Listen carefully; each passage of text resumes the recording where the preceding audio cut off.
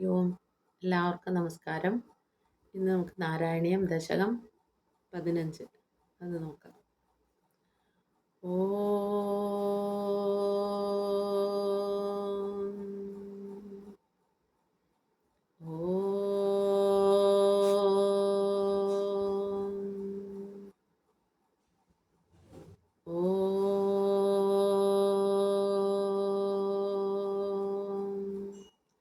सहनाववतु सहनौ भुनक्तु सह वीर्यं करवावहै तेजस्विनावधीतमस्तु मा विद्विषावहै. ॐ शान्ति शान्ति शान्तिः. शुक्लाम्बरधरं विष्णुं शशिवर्णं चतुर्भुजं प्रसन्नवदनं ध्यायेत् सर्वविघ्नोपशान्तये. ഓം ശ്രീ ഗണേശ ശാരദാ ഗുരുഭ്യോ നമ. ഓം. ദശകം 15. ഓം നമോ ഭഗവതേ വാസുദേവായ. ഓം ശ്രീകൃഷ്ണ പരമാത്മനേ നമ. ഓം മതിരിഹ ഗുണസക്താ ബന്ധകൃത്വേഷ്വസക്താ ത്വമൃതകൃതുപരുന്ധേ ഭക്തിയോഗസ്തു സക്തിം महदनुगमलभ्य भक्तिरेवात्र साध्या कपिलतनुरिति त्वं ദേവഹൂത്യൈ ജ്ഞഗാതി. അതിൻ്റെ മലയാളം തർജ്ജമ എന്താണെന്ന് നോക്കാം. ബന്ധത്തെ ഗുണസക്തയാം മതിയുദിപ്പിക്കുന്നു മോക്ഷത്തെയോ തദ്വൈരാഗ്യസമേതയായതു ലഭിച്ചിടുന്നതേ ഭക്തിയാൽ. സാധിക്കേണ്ടതു സാധു സംഗമവശാൽ ഉണ്ടാകുമ ഭക്തി താൻ. സാനന്ദം കപിലാത്മകൻ ജനനിയോടേവം ഭവാൻ ചൊല്ലിനാൻ. ഇത്ര മനോഹരമായിട്ട് അതിൻ്റെ തർജ്ജമ കൊടുത്തിട്ടുള്ളതാണ് ആലോചിക്കുക ഞാൻ. അതുകൊണ്ടാണ് അതിലിങ്ങനെ അതും ഒപ്പം വായിച്ചിടാമെന്ന് വിചാരിച്ചത്. അന്വയം എന്താണെന്ന് നോക്കാം. ഇഹ ഇവിടെ നോക്കൂ, ഓരോ ശ്ലോകം ചൊല്ലുമ്പോഴും അന്വയം പറയുന്നത് എന്തിനാച്ചാൽ നിങ്ങൾക്ക് പഠിക്കാൻ എളുപ്പത്തിന്, സംസ്കൃതം പഠിക്കാൻ എളുപ്പത്തിന്. അപ്പോൾ ഒരു വീഡിയോ കേൾക്കുമ്പോൾ ഒരു സംസ്കൃത വാക്കെങ്കിലും പഠിക്കുക, അതിനെങ്കിലും ശ്രമിക്കുക. അപ്പോൾ നമുക്ക് ഈ സംസ്കൃതത്തിനോടൊരു ബുദ്ധിമുട്ട് തോന്നില്ല, മാത്രമല്ല ഇഷ്ടം തോന്നും പഠിക്കുമ്പോൾ. അങ്ങനെ ഉണ്ട്. മതിഹി പ്ലസ് ഇഹ, അതാണ് മതിരിഹ. അതിൽ ഇവിടെ അന്വയിപ്പിക്കുമ്പോൾ ഇഹ ഇവിടെ, മതിഹി പറഞ്ഞ ബുദ്ധി, ഗുണസക്ത ഗുണങ്ങളിൽ സക്തമായി, ബന്ധകൃത് ബന്ധകാരണം ആയിത്തീരുന്നു, തേഷു അവയിൽ, അസക്ത തു അസക്തമാണെങ്കിൽ, അമൃതകൃത് അമൃതകൃത്താകുന്നു, ഭക്തിയോഗ തു ഭക്തിയോഗമാകട്ടെ, സക്തിം ഉപരുന്ധേ സക്തിയെ ഉപരോധിക്കുന്നു, തസ്മാത് അതിനാൽ. ഇതിൽ തന്നെ എത്ര വാക്ക് പഠിച്ചു നോക്കുക അവ്യയങ്ങളെ സംസ്കൃതത്തിലെ. തസ്മാൽ അതുകൊണ്ട്, അത്ര ഇവിടെ, മഹദനുഗമ ലഭ്യ മഹത്തുക്കളെ അനുഗമിക്കുന്നതിൽ നിന്ന് ലഭ്യമായ, ഭക്തി ഏവ ഭക്തി തന്നെയാണ്, സാധ്യ സാധ്യമായുള്ളത് അല്ലെങ്കിൽ സാധിക്കേണ്ടത്. ഏവ എന്ന് പറയുമ്പോൾ എപ്പോഴും ഉറപ്പിക്കാൻ, ഒരു വാക്കിനെ സ്ട്രെസ് ചെയ്ത് ഉറപ്പിക്കാനാണ് ഏവ എന്നുള്ള വാക്ക് ഉപയോഗിക്കുന്നത്. അപ്പോൾ ഇവിടെ ഭക്തി ഏവ പറഞ്ഞ ഭക്തി തന്നെ എന്ന് ഉറപ്പിക്കുകയാണ്.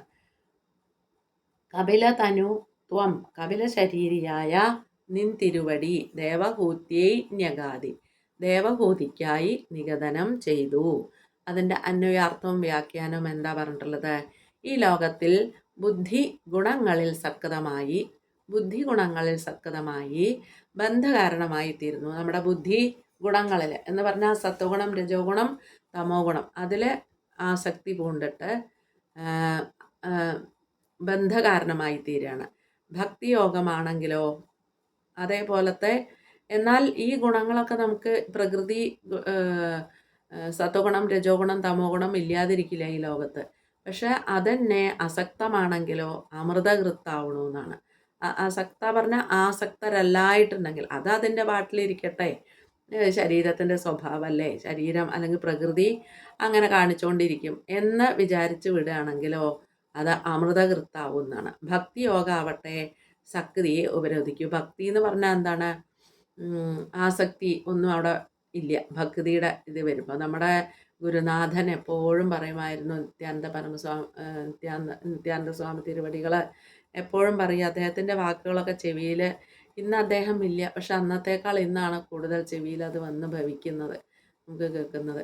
പറയും ഗൃഹസ്ഥന്മാരോട് കൈ ചൂണ്ടിയിട്ടാണ് പറയുക സ്വാമിജി, പിന്നെ കക്ഷത്തിൽ ഉള്ളത് കളയും വയ്യ, ഉത്തരത്തിലുള്ളത് എടുക്കും വേണച്ചാൽ നടക്കില്ല എന്ന് പറയും. എന്താ അതിൻ്റെ അർത്ഥം? നമ്മളെപ്പോലുള്ളവർ എങ്ങനെയാണ്? നമുക്ക് ഈ ലോകവും വേണം അല്ലേ, ഭക്തിയും വേണം, ഭഗവാനും വേണം. അപ്പോൾ അത് നടക്കില്ല. രണ്ടും കൂടി ഒപ്പം, രണ്ട് തോണിയിലും കൂടി കാലിട്ടാൽ നടക്കില്ല എന്ന് പറയും. അത് സത്യമാണ്. പക്ഷെ നമ്മളൊക്കെ ഈ ബന്ധനത്തിൽ കുടുങ്ങിപ്പോയി. ഇനിയിപ്പോൾ എന്ത് ചെയ്യും? അതിനെ മെല്ലെ മെല്ലെ കുറച്ച് കുറച്ചായിട്ട് അഴിച്ചെടുക്കാൻ നോക്കുക, അത്രേ പറ്റും. അപ്പോൾ ഭക്തി യോഗാവട്ടെ ശക്തിയെ ഉപരോധിക്കുന്നു. അതിനാൽ മഹത്തുക്കളെ അനുഗമിക്കുക, അതാണ് അവരിൽ നിന്ന് ലഭ്യമായിട്ടുള്ള ഭക്തി തന്നെയാണ് നമുക്ക് സാധ്യമായിട്ടുള്ളത് എന്ന് ആ കപില ശരീരിയായിട്ടുള്ള അങ്ങ് ദേവഹൂതിയോട് പറഞ്ഞു. ഇതാണ് ഇതിൻ്റെ അന്വയാർത്ഥവും വ്യാഖ്യാനം. അപ്പം ഇതിനെ വിശദമായിട്ട് ഇനി ഈ ശ്ലോകത്തിൽ നമ്മൾ വിശദമായി പറയുകയാണ്. കപിലനായി അവതരിച്ച ഭഗവാൻ ദേവഹൂതിക്ക് നൽകിയ ഉപദേശം ഭാഗവതത്തിലെ 3-ാം സ്കന്ധത്തിൽ 25 മുതൽ 33 വരെ 9 അധ്യായങ്ങളിലാണ് പ്രതിപാദിച്ചിട്ടുള്ളത്. അതിൻ്റെ സംഗ്രഹമായിട്ടാണ് മേൽപ്പത്തൂർ ഇതിൽ നമുക്കിവിടെ വളരെ ചുരുക്കിയിട്ട് ഇത്രയും ശ്ലോകത്തിൽ ഒതുക്കിയിട്ട് നമുക്ക് തന്നിട്ടുള്ളത്. അപ്പോൾ അതിൻ്റെ ഒരു മധുരം പറയാതെ വയ്യ. ഭട്ടതിരിപ്പാടിൻ്റെ ആ ഒരു കഴിവിനെ നമ്മൾ വന്ദിക്കാൻ മാത്രമേ നമുക്ക് സാധിക്കൂ. അദ്ദേഹത്തിൻ്റെ ആ ചാതുര്യം, ഇങ്ങനെ ഇത്രയും വലിയ അധ്യായങ്ങളെ ഇത്രയും 10-15 ശ്ലോകത്തിൽ ഒതുക്കി തന്ന അദ്ദേഹത്തിനെ നമുക്ക് നമിക്കാൻ മാത്രമേ സാധിക്കൂ. അതിൻ്റെ സംഗ്രഹമാണ് ഈ ദശകം. ഒരധ്യായത്തിലെ കാര്യങ്ങൾ ഒരു ശ്ലോകം കൊണ്ട് പറയാനാണ് ആചാര്യൻ്റെ ശ്രമം എന്നാണ്. ശ്രീമദ് ഭാഗവതത്തിലെ ഒരധ്യായത്തിലെ കാര്യങ്ങൾ ഒരു ശ്ലോകത്തിൽ പറയുക ശ്രമിച്ചിട്ടുണ്ട് അദ്ദേഹം. അങ്ങനെ ആ ഭട്ടതിരിപ്പാടിൻ്റെ അസാമാന്യമായിട്ടുള്ള സംഗ്രഹിക്കാനുള്ള കഴിവിനെയാണ് അവിടെ പ്രകടിപ്പിക്കുന്നത്.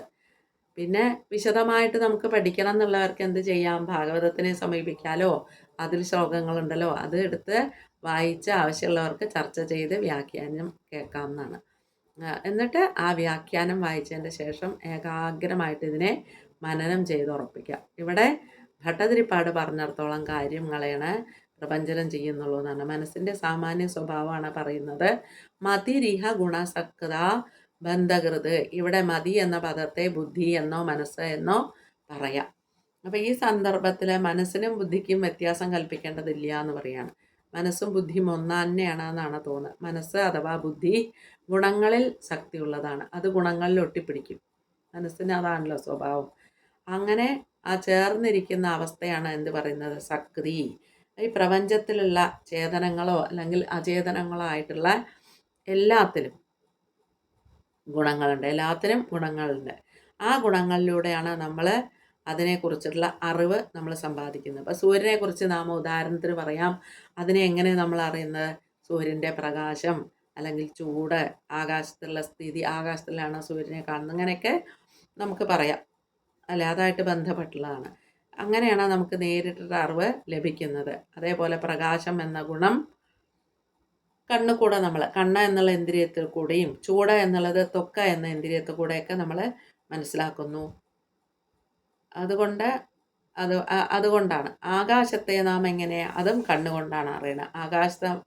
ആകാശത്തിൻ്റെ മധ്യത്തിലുള്ള സൂര്യൻ്റെ സ്ഥിതി അപ്രകാരം തന്നെ. അങ്ങനെ ഈ ഇന്ദ്രിയങ്ങളിലൂടെ ജനിച്ച അറിവിനെ ബുദ്ധി അപഗ്രഥിച്ചുകൊണ്ട് ഉൾക്കൊള്ളുമ്പോഴാണ് സൂര്യൻ്റെ ഉദയാസ്തമയങ്ങളെക്കുറിച്ചും ദിനരാത്രങ്ങളെക്കുറിച്ചൊക്കെ, സൂര്യനുമായി ബന്ധപ്പെട്ട ആ കാലഗണനയെക്കുറിച്ചും ഋതുക്കളെക്കുറിച്ചും സൂര്യൻ്റെ ആ ദേവത്വത്തെക്കുറിച്ചൊക്കെ നമുക്ക് അതിനെക്കുറിച്ചുള്ള അറിവുണ്ടാവുന്നത്. ഈ അറിവിൻ്റെ അടിസ്ഥാനത്തിൽ സൂര്യൻ്റെ ചില ഭാവങ്ങളെ നാം ഇഷ്ടപ്പെടുന്നു, ചിലതിനെ നമ്മൾ ഭയപ്പെടുന്നു എന്നാണ് അല്ലേ. വല്ലാതെ ചൂട് വരുമ്പോൾ നമ്മൾ എന്താ പറയുക? എന്തൊരു ചൂടാണേ ഈശ്വര, സഹിക്കാൻ വയ്യ, ഇങ്ങനെയൊക്കെ നമ്മൾ പറയും അല്ലേ. അപ്പോൾ ചിലതിനെ നമ്മൾ ഭയപ്പെടണോ, എന്നാൽ മറ്റ് ചിലതിനെ നമ്മൾ ആരാധിക്കണോ അല്ലെങ്കിൽ ഇഷ്ടപ്പെടണോ, ചിലതിനെ ഭയപ്പെടണോ. ഇതൊക്കെ സൂര്യൻ്റെ ഗുണങ്ങളാണ് എന്നാണ്. ഇഷ്ടപ്പെടും, ഭയപ്പെടും, ആരാധിക്കുകയൊക്കെ ചെയ്യുന്നത് എന്തിനെയാണ്? സൂര്യൻ്റെ ഗുണങ്ങളെയാണ്. ഇവിടെ സൂര്യൻ ഒരു സൗകര്യത്തിന് വേണ്ടി സ്വീകരിച്ചൊരു ഉദാഹരണമാണ്. എന്താ നോക്കാം. ചരവും അചരവുമായി നമ്മുടെ പരിചയത്തിൽ അല്ലെങ്കിൽ അതിൻ്റെ പരിധിയിൽ പെടുന്ന എണ്ണമറ്റ വസ്തുക്കളും ജീവികളൊക്കെ ഇവിടെ ഉണ്ട്. ഓരോരുത്തരും അവരവരുടെ വാസന അനുസരിച്ച് ഇതിൽ ചിലതിൻ്റെ ഗുണങ്ങൾക്ക് നേർക്ക് ശക്തിയുള്ളവരായിത്തീരുന്നു. അതേപോലെ തന്നെ അങ്ങനെ അല്ലേ, എന്ന് ചിലതിൻ്റെ നേർക്ക് വെറുപ്പുള്ളവരായിത്തീരുന്നു. ഇങ്ങനെ പറഞ്ഞാൽ എണ്ണിയാ തീരാത്തത്ര, അല്ലെങ്കിൽ ഏതെങ്കിലും ഇന്ദ്രിയത്തിന് സുഖം ഉണ്ടാക്കുന്ന ഗുണങ്ങളുള്ള വസ്തുവിനെയോ അല്ലെങ്കിൽ പ്രതിഭാസത്തിനെയോ വീണ്ടും വീണ്ടും കാണണമെന്നോ തൊടണമെന്നോ ഒക്കെ നമുക്ക് തോന്നും, അല്ലെങ്കിൽ കേൾക്കണമെന്നോ സ്മരിക്കണമെന്നോ ഒക്കെ തോന്നും. ഈ തോന്നലിനെയാണ് എന്ത് പറയുന്നത്? സക്തി അല്ലെങ്കിൽ ആസക്തി എന്ന് പറയുന്നതിനെ അങ്ങനെ പറയാം. അപ്പം ഇന്ദ്രിയ വിഷയമായിട്ടുള്ള ഗുണത്തിൽ, ഇന്ദ്രിയങ്ങളിൽ കൂടെ നമ്മൾ കാണുന്ന ആ ഗുണത്തിൽ സക്തി ഉണ്ടാവുമ്പോൾ അത് ബന്ധന കാരണമായി തീരുന്നു എന്നാണ്. അല്ലെങ്കിൽ ആലോചിച്ച് നോക്കും, നമ്മുടെ ഓരോന്നും നമുക്ക് ഇഷ്ടം തോന്നുന്നതൊക്കെ നമുക്ക് പിന്നീട് അത് ബന്ധനമല്ലേ ആയിത്തീരുന്നത്. കയറുകൊണ്ട് കെട്ടിയിട്ടുള്ള പോലെ ബുദ്ധി അതുമായി ബന്ധപ്പെട്ടു പോകുന്നു. നമ്മുടെ ഇഷ്ടാനിഷ്ടങ്ങൾക്കൊക്കെ ആധാരം എന്താണ്? ബുദ്ധി ഗുണസക്തമായി തീരുന്നു എന്ന്. ഇഷ്ടം കൂടുമ്പോഴോ അതിനെ പിരിയാനാവാതെ ഇരിക്കുന്നു, പിരിയുമ്പോഴാണെങ്കിലോ ദുഃഖം ഉണ്ടാകുന്നു. അതേപോലെ തന്നെ പിരിയലിന് കാരണമെന്ന് നാം ധരിക്കുന്നവരോട് നമുക്ക് വൈരമുണ്ടാവുന്നു. ആ വൈരം എന്തിലേക്ക് തീരുന്നു? കോപമായി തീരുന്നു. കോപം പിന്നീട് എന്തായിത്തീരുന്നു?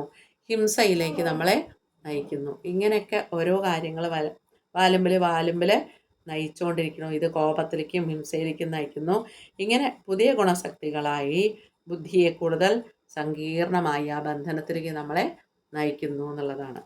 അപ്പം തേഷു അസക്താതു അമൃതകൃത് എന്ന് പറഞ്ഞതിൻ്റെ വിപരീതം തുറന്ന് പറയാണ്. അതിൽ ഗുണങ്ങളിൽ ബുദ്ധി ആസക്തമായി തീർന്നാൽ ആ ബുദ്ധി എന്തായിത്തീരുന്നു? അമൃതകൃത്തായിരുന്നു. അപ്പോൾ വിപരീത ഫലം ആദ്യം പറഞ്ഞു. ഇനി എന്താ അനുകൂലമായിട്ടുള്ളത്? അമൃതകൃത്തായിട്ട് എങ്ങനെ മാറുന്നത്? അമൃത ശബ്ദത്തിന് നാശമില്ലാത്തത് എന്ന് പറഞ്ഞു അല്ലേ. മുൻപ് പറഞ്ഞ ഗുണങ്ങളുടെ നേർക്ക് അല്ലെങ്കിൽ അതിനുള്ള ആ ശക്തിയിൽ നിന്നുണ്ടാകുന്നതായി തോന്നുന്ന ആനന്ദം കുറച്ചു കാലം കൊണ്ട് നശിക്കുന്നു. അതുകൊണ്ട് അതിന് അമൃതത്വം ഇല്ല എന്നാണ്. എന്നാൽ അനാസക്തി അമൃതകത്താണ്. അപ്പം ഇവിടെ അമൃത ശബ്ദത്തിന് ചിദാനന്ദം എന്നോ മോക്ഷം എന്നോ ഒക്കെ അർത്ഥം പറയാം. രണ്ടും തമ്മിൽ തത്വത്തിൽ വലിയ വ്യത്യാസമൊന്നുമില്ല.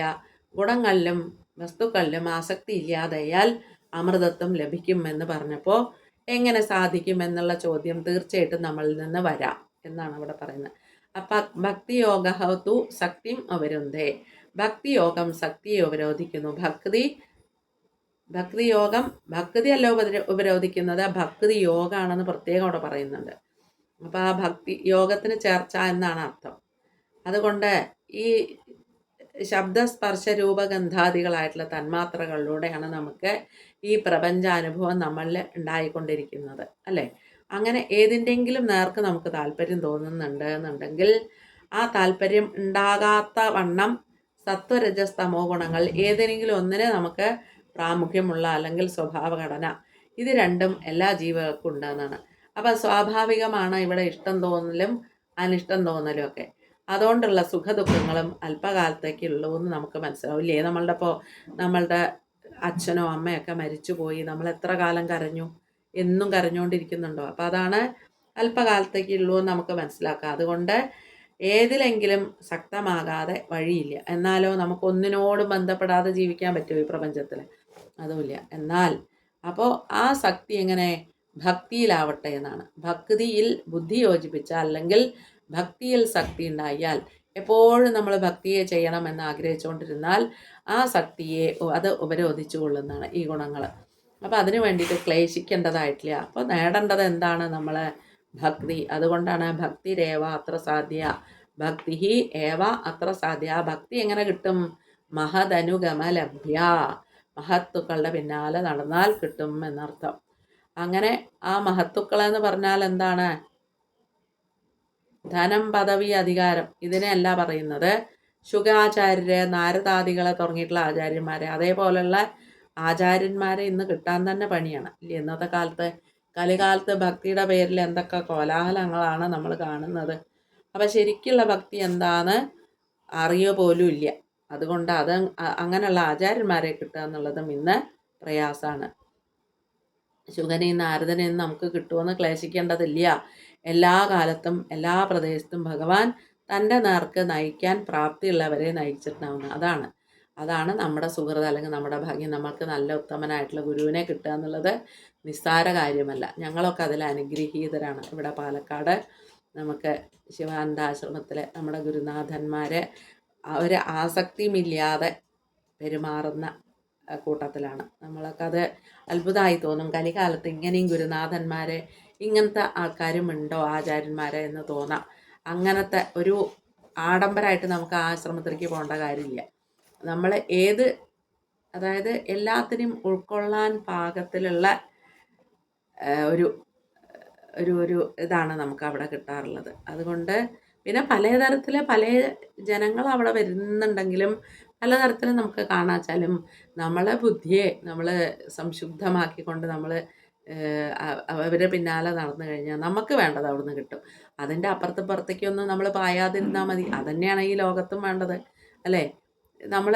നമ്മളുടെ ബുദ്ധി നമ്മുടെ കയ്യിലായിരിക്കണം. മനസ്സും ബുദ്ധിയൊക്കെ ഭഗവാനിൽ ഏൽപ്പിച്ചു കൊടുക്കുക. അതേ വഴിയുള്ളൂ അതിന്. അപ്പോൾ നമുക്ക് നല്ലതിൻ്റെ പിന്നാലെ പിന്തുടരാനായിട്ട് നമുക്ക് സാധിക്കും. അങ്ങനെ ആ ഭക്തിയുടെ ഇവിടെ പറയുകയാണ്, ഗുരുക്കന്മാർ തന്നേക്കാൾ ശ്രേഷ്ഠതയുള്ളവരോട് തോന്നുന്ന ബഹുമാനങ്ങളും